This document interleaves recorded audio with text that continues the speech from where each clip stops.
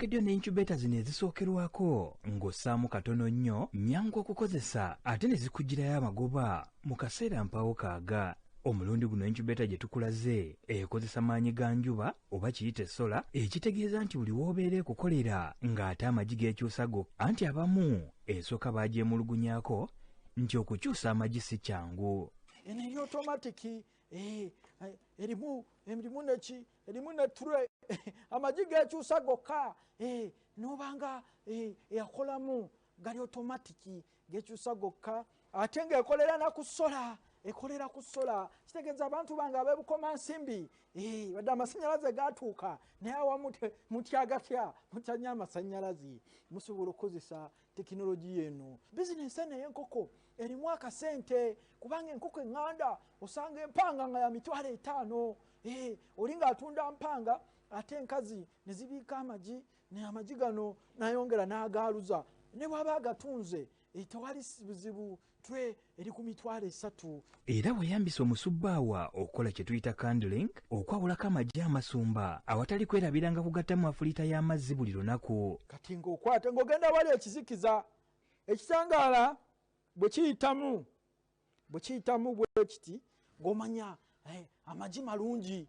Era bw'oba ogafunye osooka n'ofuna sanitizer n'ogasiimuulako nabagamba obuyonjo obuddiridde Katonda. Bw'omala ogasiimuulako jjukira sanitizer eno nayo tugirina ku Prof Bio Research nga n'incubator zino tuziyina twagala nammwe mwerwaneko. Ekiddako kupanga amagi epangamu amagi eteekamu amagi naye etwala amagi 6 basooka kwavula. Ate ekirungi kyeno amagi geekyusa gokka eri automated. Kyekiddako muno namwe oteekamu half lita y'amazzi oteekamu half lita y'amazzi mu incubator yaffe eno. Era bw'omala okujjuza amagi go bulungi nnyo kati ng'okonektingako esola panel eno ng'ogikonektingako ongiga wano ng'eyaka ready nga wano osetinga ebbugumu kwe twaluliza enkoko liba 37.5. Era ku lunaku era 18 tuddamu okweyambisa omusubbaawa okwawulako amagi agatagenda kwalula. Awo nga tugaseemu ekitundu kya lita y'amazzi esembayo tetuddamu kubikkulako paka ng'ennaku ziweza 21. Kati n'okola kandolingi nabagambye kati wano abakozi ba kando be twasomesa okukola kando ekyuma kino kyosobola okusanga ku Prof Bio Research awo baba bagudde mu kintu. Era ekitangaala bwe kiyitamu manyaga amagi mavundu ogasuula eri wabbali kubanga bw'ona agalekamu enkoko n'egaasa enasooka okufuluma gajja kola ammonia zonna ziziire. Era bw'omala okebera amagi amalungi ng'ogazzaamu bulungi ng'ogazzaamu bw'omala ogazzaamu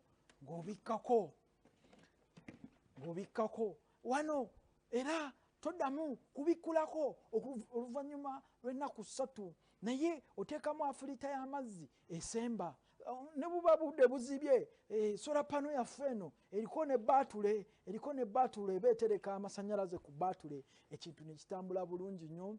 Kiki kyolina okukola bwe kujja ku Prof Bio Research n'otandikawo bizinensi ey'okwaluza enkoko n'ofuuka omugagga kagogoso ng'okozesa ekyuma kino ekya Simple Home Incubator eya sola basooka kwavula otandikewo bizinensi osobole okugamba nti mazima twalabukira ku mulembe gwa Mukenkufu. Bye bye.